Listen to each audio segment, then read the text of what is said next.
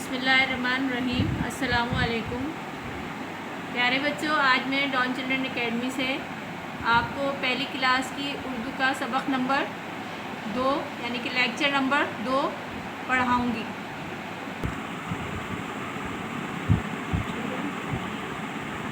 प्यारे बच्चों, पिछले लेसन में जो आपको पहले पढ़ाई गई थी, नज़्म पढ़ाई गई थी सबक नंबर 1 में, मेरे अल्लाह मेरे मालिक, इसी का दूसरा आपको पहले खुशखत दी गई थी होमवर्क में। अब आपको उसी नज़्म के सवालात होमवर्क में दिए जा रहे हैं। पहले आप अपना होमवर्क नोट कर लें कॉपीज़ के अंदर, और उसके बाद में दूसरा चैप्टर जो है आपका दूसरा किताब का सबक नंबर 2 वो पढ़ाऊँगी। पहले अपना होमवर्क नोट कर लें। सबक का नाम है, नज़्म का नाम है मेरे अल्लाह मेरे मालिक। इसके सवालात हैं, ये सवालात आप लिखेंगे कॉपीज़ में, उनका जवाब 3 मरतबा साफ़ राइटिंग में कॉपीज़ में करेंगे और आकर चेक कराएंगे। पहला सवाल देख लीजिए, रहमत वाला कौन है? जवाब, रहमत वाला अल्लाह ताला है। सवाल नंबर 2 देखें, सीधी राह कौन दिखाता है? जवाब, सीधी राह अल्लाह ताला दिखाता है। दोबारा देखिए जवाब, सीधी राह अल्लाह ताला दिखाता है। इसी जवाब को 2 मरतबा और लिखेंगे साफ़ राइटिंग में। तीसरा सवाल देख लीजिए, सारी दुनिया किसने बनाई है? सारी दुनिया किसने बनाई है? जवाब देखिए इसका, सारी दुनिया अल्लाह ताला ने बनाई है। सारी दुनिया अल्लाह ताला ने बनाई है। इसका जवाब भी 2 मरतबा लिखेंगे साफ़ राइटिंग में।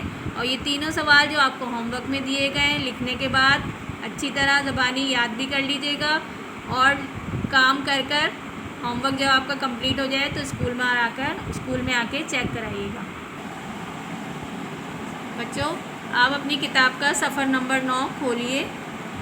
इस पर सबक नंबर 2 दिया गया है, हमारे प्यारे नबी सल्लल्लाहु अलैहि वसल्लम।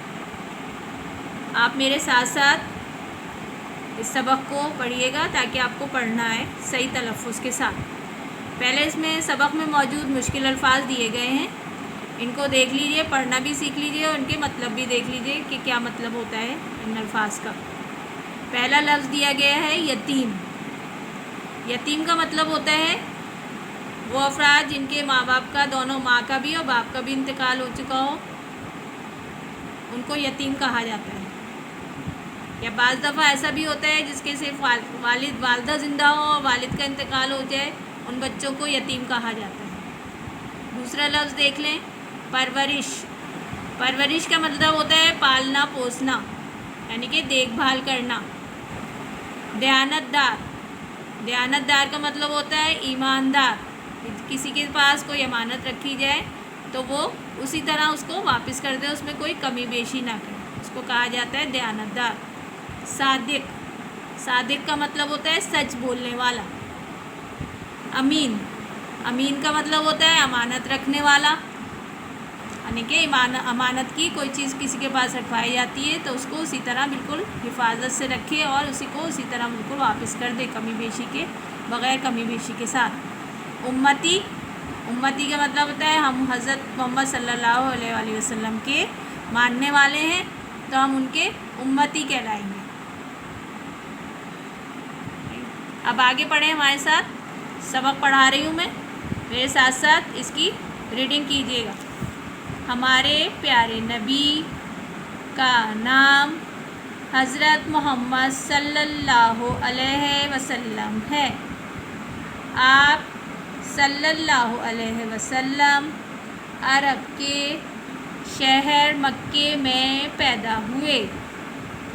आप सल्लल्लाहु अलैहि वसल्लम के वालिद का नाम हज़रत अब्दुल्ला और वालदा का नाम हज़रत आमना था। अब प्यारे बच्चों देखो, वालिद का मतलब होता है अब्बू, या आपके पापा या अब्बू जो होते हैं उनको वालिद कहा जाता है। वालदा, वालदा का मतलब होता है आपकी अम्मी, जैसे आपकी अम्मी है इसी तरह अम्मी को वालदा कहा जाता है, माँ को। ماں کو والدہ کہا جاتا ہے اور باپ کو والد کہا جاتا ہے۔ حضرت عبد المطلب نے آپ صلی اللہ علیہ وسلم، دوبارہ دیکھیے یہاں سے، آپ صلی اللہ علیہ وسلم بچپن میں ہی یتیم ہو گئے تھے۔ یتیم کا مطلب میں نے اوپر آپ کو بتا چکی ہوں، یتیم کہتے ہیں جس کے والد کا، جس بچوں کے والد کا یا والدہ والد دونوں کا انتقال ہو گیا۔ شروع میں آپ صلی اللہ علیہ وآلہ وسلم کے دادا حضرت عبد المطلب نے آپ صلی اللہ علیہ وسلم کو پالا۔ جب وہ فوت ہو گئے، فوت ہونے کا مطلب ہوتا ہے انتقال کر گئے یا مر گئے، جب وہ فوت ہو گئے تو آپ صلی اللہ علیہ وآلہ وسلم کے چچا حضرت ابو طالب نے آپ صلی اللہ علیہ وسلم کی پرورش اپنے ذمے لے لی۔ اپنی کتاب کا صفحہ نمبر پلٹ لیجئے اور صفحہ نمبر 10 پر آ جائیے۔ اس کا پہلا پیراگراف دیکھیں، میرے ساتھ پڑھیں۔ آپ صلی اللہ علیہ وآلہ وسلم بچپن ہی سے بہت نیک تھے، ہمیشہ سچ بولتے تھے، اس لیے سب لوگ آپ صلی اللہ علیہ وآلہ وسلم کو صادق کہتے تھے۔ ابھی میں نے اوپر آپ کو بتایا تھا صادق کہتے ہیں سچ بولنے والے کو۔ ہمارے پیارے نبی ہمیشہ سچ بولتے تھے تو اس لیے ان کو صادق کہا جاتا تھا۔ آپ صلی اللہ علیہ وآلہ وسلم بڑے دیانت دار بھی تھے۔ لوگ آپ صلی اللہ علیہ وآلہ وسلم کی اس خوبی کی وجہ سے آپ صلی اللہ علیہ وآلہ وسلم کو امین کہہ کر پکارتے تھے۔ دیانت دار کا آپ کو مطلب بتایا تھا کہ دیانت دار کہتے ہیں امانت رکھنے والے کے، کہ کوئی چیز آپ کے پاس رکھوائی جائے تو آپ بالکل کمی بیشی کے ساتھ اس کو اسی طرح واپس کر دیں۔ تو ہمارے حضور صلی اللہ علیہ وسلم اسی طرح کے دیانت دار تھے، ان کے پاس جو امانت رکھوائی جاتی تھی وہ بالکل اسی طرح ان کو واپس کر دیتے تھے، اسی وجہ سے ان کو امین کہا جاتا تھا۔ جب آپ صلی اللہ علیہ وآلہ وسلم جوان ہوئے تو آپ صلی اللہ علیہ وآلہ وسلم کی شادی حضرت خدیجہ رضی اللہ تعالی عنہ سے ہو گئی۔ وہ بڑی نیک خاتون تھیں۔ خاتون کا مطلب ہوتا ہے عورت۔ 40 سال کی عمر میں اللہ نے آپ صلی اللہ علیہ وسلم کو نبوت عطا کی۔ نبوت عطا کی یعنی کہ نبی بنایا۔ اللہ نے آپ صلی اللہ علیہ وآلہ وسلم پر قرآن نازل کیا۔ قرآن اللہ کی کتاب ہے۔ آپ صلی اللہ علیہ وآلہ وسلم نے لوگوں کو اللہ کا پیغام پہنچایا کہ اللہ ایک ہے، اس کا کوئی شریک نہیں۔ کوئی شریک نہیں یعنی کہ اللہ کی ذات میں کسی کو شریک نہیں کرایا جا سکتا، نہیں کہ اللہ کا نہ کوئی ماں ہے، نہ کوئی باپ ہے، نہ بھائی ہے، نہ بہن ہے، اور کوئی اس کا دوست بھی نہیں ہے، وہ اکیلا ہے، واحد ہے۔ اسی کی عبادت کرو، جو کچھ مانگنا ہے اسی سے مانگو، ہمیشہ سچ بولو، برے کاموں سے بچو، نماز پڑھو، روزے رکھو۔ کچھ لوگ آپ صلی اللہ علیہ وآلہ وسلم کی باتیں سن کر مسلمان ہو گئے، مگر کچھ لوگ آپ صلی اللہ علیہ وآلہ وسلم کے سخت دشمن ہو گئے۔ وہ آپ صلی اللہ علیہ وآلہ وسلم پر اور آپ صلی اللہ علیہ وآلہ وسلم کے ساتھیوں پر بہت ظلم کرنے لگے۔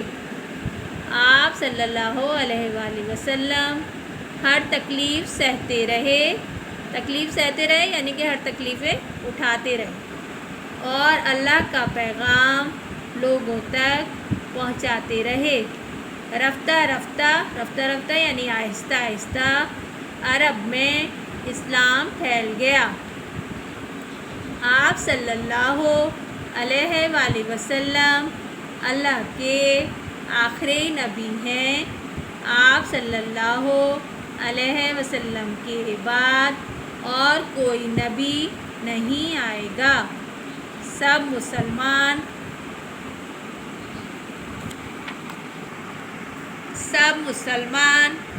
آپ صلی اللہ علیہ وسلم کے امتی ہیں۔ امتی کا مطلب میں بتا چکی تھی، حضور صلی اللہ علیہ وسلم کو ماننے والے، ان کو رسول ماننے والے، ان کو آخری نبی ماننے والے امتی کہلاتے ہیں، یعنی کہ ہم سب مسلمان جو ہیں حضور صلی اللہ علیہ وسلم کے امتی ہیں۔